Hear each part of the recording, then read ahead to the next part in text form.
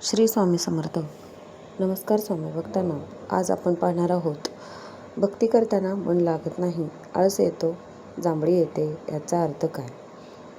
तर आपण सगळेच स्वामी समर्थांची भक्ती करतो, नामस्मरण करतो, तारक मंत्राचा जप करतो, पोथी वाचतो, आरती करतो. पण कधीकधी एक गोष्ट आपल्या लक्षात येते का? आपण भक्तीला बसलो आणि अचानक मन दुसरीकडे धावू लागतं. कधी आळस येतो, कधी सतत जांभळी येते, कधी डोळे मिटायला लागतात आणि मनात प्रश्न येतो, माझी भक्ती चुकीची आहे का? माझं मन स्वामींच्या चरणी का लागत नाही?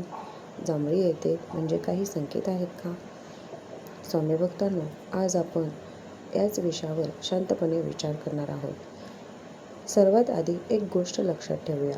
भक्ती करताना जांभळी येणे किंवा आळस येणे म्हणजे तुम्ही वाईट भक्त आहात असा त्याचा अर्थ अजिबात नाही. आपलं शरीर थकलेलं असेल, झोप पूर्ण झाली नसेल, दिवसभर खूप काम झालं असेल किंवा मनावर ताण असेल तर भक्तीच्या वेळी शरीर शांत होताना जांभळी येऊ शकते. म्हणून लगेच घाबरून जायचं नाही. आपण अनेकदा दिवसभर मोबाईल, काम, चिंता, विचार किंवा धावपळ यामध्ये असतो. जेव्हा आपण स्वामींच्या समोर शांत बसतो, डोळे मिटतो, श्री स्वामी समर्थ म्हणायला सुरुवात करतो, तेव्हा शरीराला पहिल्यांदा शांत होण्याची संधी मिळते आणि त्या शांततेमध्ये थकवा जाणू शकतो. म्हणून जांभळी आली तर स्वतःला दोष देऊ नका.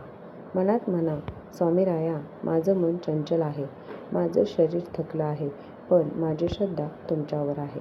आणि पुन्हा प्रेमाने नामस्मरण सुरू करा. स्वामी भक्तांनो, भक्ती म्हणजे मनाला जबरदस्तीने एका जागी बसवणे नाही. भक्ती म्हणजे मन पुन्हा पुन्हा स्वामींच्या चरणी आणणे. पहिल्यांदा 5 मिनिटं टिकेल, कदाचित दुसऱ्या दिवशी 2 मिनिटंही टिकणार नाही. कधी मनात जुन्या गोष्टी येतील, कधी भविष्याची चिंता येईल, तर कधी घरातील समस्या आठवतील. पण म्हणून भक्ती सोडायची नाही, कारण मन चंचल असणं ही मानवी स्वभावाची गोष्ट आहे. आपण स्वतःला प्रेमाने परत आणायचं. श्री स्वामी समर्थ. एकदा, दोनदा, 10 वेळा आणि हळूहळू मन शांत होऊ लागेल. आता प्रश्न येतो, भक्ती करताना आळस येत असेल तर काय करावे? सर्वप्रथम स्वतःची दिनचर्या पहा. पुरेशी झोप घेत आहात का? भक्तीची वेळ खूप उशिराची तर नाही ना? पोट खूप भरलेलं असताना जप करत आहात का? दिवसभर शरीराला विश्रांती मिळाली आहे का? या साध्या गोष्टींकडे लक्ष द्या. शक्य असेल तर भक्तीसाठी एक ठराविक वेळ ठेवा. सकाळची शांत वेळ किंवा संध्याकाळची वेळ निवडा. स्वच्छ जागी बसा, थोडं पाणी प्या, शरीर सरळ ठेवा आणि मग शांतपणे नामस्मरण करा. भक्ती करताना झोप येत असेल तर डोळे उघडे ठेवून स्वामींच्या मूर्तीसमोर नामस्मरण करा. हळू आवाजात मंत्र म्हणा किंवा स्वामींची आरती ऐकत भक्ती करा. पण एक गोष्ट लक्षात ठेवा, भक्ती ही स्पर्धा नाही. आज मी इतका जप केला, उद्या त्यापेक्षा जास्त केला तर स्वामी प्रसन्न होतील असं नाही. स्वामींना आपल्या मनातील भावना महत्त्वाच्या आहेत. आपण किती प्रेमाने त्यांचं स्मरण करतो हे महत्त्वाचं आहे. एखादी व्यक्ती 1 तास पूजा करते पण मनात राग असतो आणि दुसरी व्यक्ती 5 मिनिटं मनापासून म्हणते, स्वामीराया, मला काही नको, फक्त माझ्यावर तुमची कृपा आणि तुमचं स्मरण राहू द्या. तर त्या 5 मिनिटाची प्रार्थना ही खूप मोठी भक्ती असू शकते. म्हणून स्वतःची इतरांशी तुलना करू नका. आता आणखी एक गोष्ट महत्त्वाची आहे. कधी कधी आपल्याला वाटतं, माझं मन भक्तीत लागत नाही म्हणजे स्वामी माझ्यावर नाराज आहेत. नाही भक्तांनो, असा निष्कर्ष लगेच काढू नका. मनाची अवस्था रोज सारखी नसते. कधी मन प्रसन्न असतं तर कधी चिंतित असतं, कधी शरीर थकलेलं असतं, कधी मनात अनेक विचार येत असतात.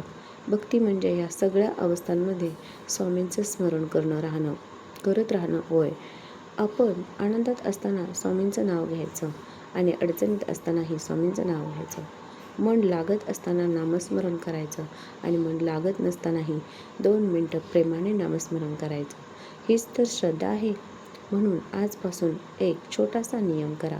दररोज फक्त काही मिनिट शांत बसा. मोठा संकल्प करण्याची गरज नाही. डोळे मिटा आणि मनात म्हणा, स्वामीराया, माझं मन आज खूप चंचल आहे, माझे शरीर थकले आहे. माझ्याकडून काही चूक झाली असेल तर मला क्षमा करा. पण तुमचं नाव माझ्या मनातून कधीही जाऊ देऊ नका.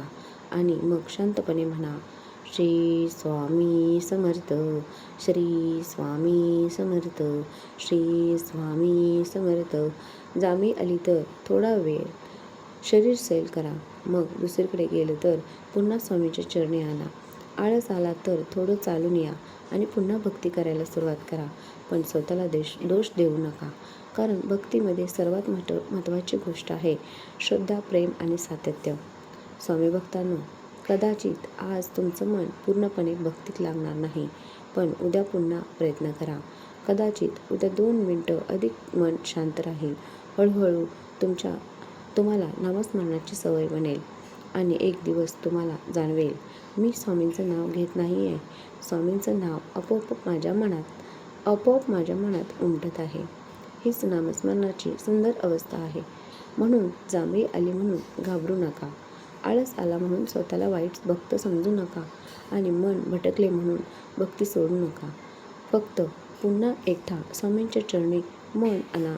आणि कारण आपल्या भक्तीत कमतरता असली तरी आपल्या स्वामींच्या कृपेत कमतरता नाही. शेवटी स्वामींच्या चरणी एक प्रार्थना करूया.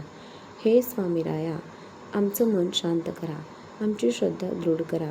आमच्या जीवनात कितीही संकट आलं तरीही तुमचं नामस्मरण आमच्या ओठावर राहू द्या. आळस, चिंता आणि चंचल मन यावर मात करण्याची शक्ती द्या आणि तुमच्या चरणी आमची भक्ती दिवसेंदिवस वाढू द्या. श्री स्वामी समर्थ. स्वामी भक्तांनो, तुमच्या मनात ही अशीच भावना असेल तर कमेंट्समध्ये प्रेमाने लिहा, श्री स्वामी समर्थ. माझं मन तुमच्या चरणी स्थिर राहू दे. आणि हा संदेश एका स्वामी भक्तांपर्यंत नक्की पोचवा. श्री स्वामी समर्थ महाराज की जय.